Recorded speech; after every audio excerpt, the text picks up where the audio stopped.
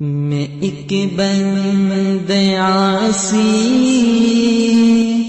ہوں، خطا کار ہوں مولا۔ الحمد للہ وکفا وسلام علی عبادہ الذین اصطفیٰ، اما بعد فاعوذ باللہ من الشیطان الرجیم، بسم اللہ الرحمن الرحیم۔ قال اللہ سبحانہ وتعالی انما یخشی اللہ من عبادہ العلماء۔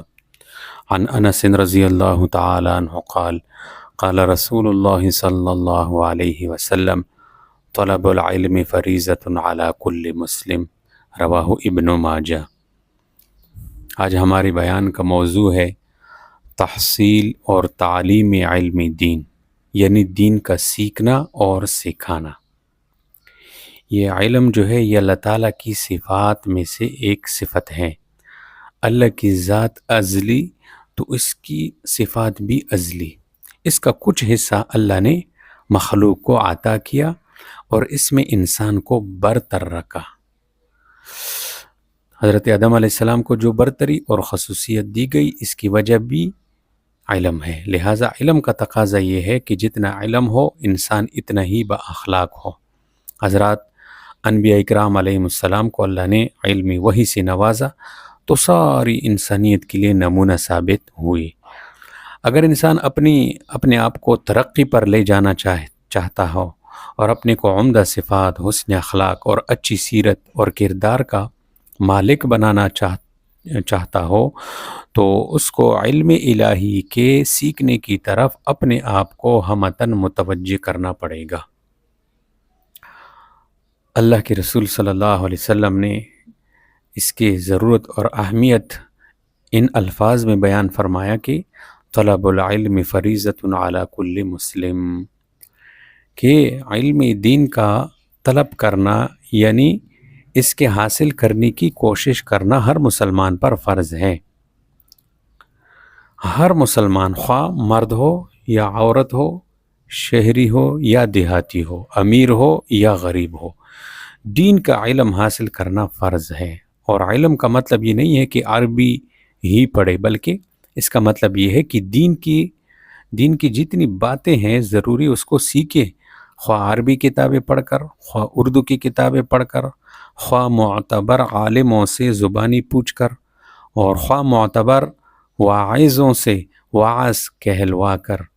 اور اسی طرح جو ہمارے عورتیں خود نہ پڑھ سکی اور نہ کسی عالم تک پہنچ سکتی ہو، وہ اپنے مردوں کے ذریعے سے دین کی باتیں عالموں سے پوچھتی رہیں۔ اللہ کے رسول صلی اللہ علیہ وسلم نے اس کے بہت فضائل سنائے ہیں۔ ارشاد فرمایا ابو ذر رضی اللہ تعالی عنہ سے کہ اے ابو ذر، اگر تو کہیں جا کر ایک آیت قرآن کی سیکھ لو تو یہ تمہارے لیے 100 رکعت نفل پڑھنے سے بہتر ہیں، اور اگر تم کہیں جا کر ایک مضمون علم دین کا سیکھ لو، خواہ اس پر عمل ہو یا عمل نہ ہو، یہ تمہارے لیے 1000 رکعت نفل پڑھنے سے بہتر ہے۔ تو اس حدیث سے علم دین حاصل کرنے کی کتنی بڑی فضیلت ثابت ہوئی۔ اور یہ بھی ثابت ہوا کہ بعض لوگ جو کہا کرتے ہیں کہ جب عمل نہ ہو سکا تو پوچھنے اور سیکھنے سے کیا فائدہ، یہ غلطی ہے۔ اب دیکھو اس حدیث میں صاف فرمایا کہ خواہ عمل ہو یا عمل نہ ہو، دونوں حالتوں میں یہ فضیلت حاصل ہوگی۔ اس کی 3 وجہ لکھی ہیں۔ ایک تو یہ کہ جب دین کی بات معلوم ہو گئی تو گمراہی سے تو بچ گیا، یہ بھی بڑی دولت ہے۔ دوسری وجہ یہ کہ جب دین کی بات معلوم ہوگی تو انشاءاللہ تعالی کبھی تو عمل کی بھی توفیق ہو جائے گی۔ اور تیسری وجہ یہ ہے کہ کسی اور کو بھی بتلا دے گا، یہ بھی ضرورت اور ثواب کی بات ہے۔ تو لہٰذا علم دین کی تحصیل نہیں چھوڑنی چاہیے، اس کا فائدہ ہی فائدہ ہے۔ اس کی فضیلت کچھ اور بھی سناتے ہیں۔ حضرت انس رضی اللہ تعالیٰ عنہ سے روایت ہے، فرمایا رسول اللہ صلی اللہ علیہ وسلم نے کہ جو شخص علم کی طلب میں نکلا گویا وہ اللہ کی راہ میں جہاد کرنے والا ہے، یہاں تک کہ وہ اپنے وطن واپس لوٹے۔ ایک حدیث میں آتا ہے کہ ایک گھڑی علم کی طلب اور تلاش کرنا پورے رات قیام سے بہتر ہے، اور ایک دن علم کی تلاش اور طلب کرنا یہ 3 ماہ کی روزوں سے بہتر ہے۔ حدیث میں آتا ہے کہ جب تم جنت کے باغات سے گزرو تو کچھ چر لیا کرو۔ کسی نے عرض کیا یا رسول اللہ جنت کے باغات کیا ہے؟ ارشاد فرمایا علم کی مجالس، جو ایسا راستہ چلے جس میں وہ علم کی طلب کرے تو اللہ تعالیٰ اس کے لیے آسان کر دے گا وہ راستہ جو جنت کی طرف جاتا ہے۔ جس نے علم کی طلب اور تلاش کی تو وہ تلاش گزشتہ گناہوں کے لیے کفارہ ہوگی۔ جس نے علم کی تلاش کی تو وہ اللہ کے راستے میں ہیں یہاں تک کہ وہ واپس لوٹے۔ اللہ تعالیٰ جس کے ساتھ بھلائی چاہتا ہے اسے دین میں فقیہ اور علم شریعت کا ماہر بنا دیتا ہے۔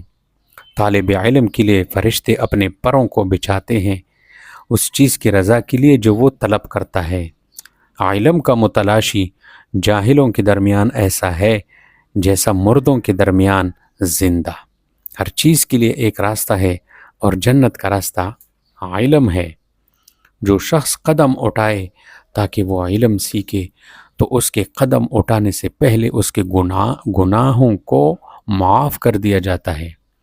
جو علم کی طلب میں ہو تو جنت اس کی طلب میں ہے، اور جو معصیت کی طلب میں ہے تو جہنم کی آگ اس کی طلب میں ہے۔ اور اس علم کو ہم دوسروں کو بھی اس کا فائدہ ہم دوسروں کو بھی پہنچائیں۔ ابن ماجہ شریف کی روایت ہے، رسول اللہ صلی اللہ علیہ وسلم نے فرمایا سب سے افضل صدقہ یہ ہے کہ کوئی مسلمان آدمی کوئی علمی دین کی بات سیکھے پھر اپنے بھائی مسلمان کو بھی سکھلا دے۔ اس حدیث سے ثابت ہوا کہ دین کی جو بات معلوم ہو وہ دوسرے بھائی مسلمانوں کو بھی بتلا دیا کرے، اس کا ثواب تمام خیرات سے زیادہ ہے۔ سبحان اللہ، اللہ تعالیٰ کی کیسی رحمت ہے کہ ذرہ سی زبان ہلانے میں 1000 روپیہ خیرات کرنے سے بھی زیادہ ثواب مل جاتا ہے۔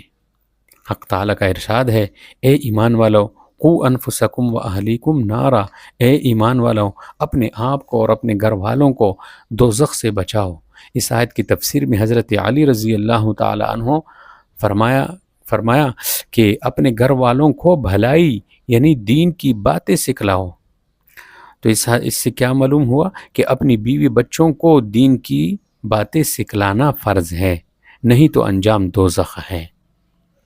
تو ہمیں چاہیے کہ ہم خود بھی اس کی تلاش میں رہیں اور جو فرض ہے اس کو سیکھیں، جو واجب ہے ان کو سیکھیں، سنتوں کا ہر ایک چیز کا جو درجہ ہے اس کو اس درجے کے مطابق سیکھنے کی ہم کوشش کریں، اس کی تلاش میں لگے رہیں۔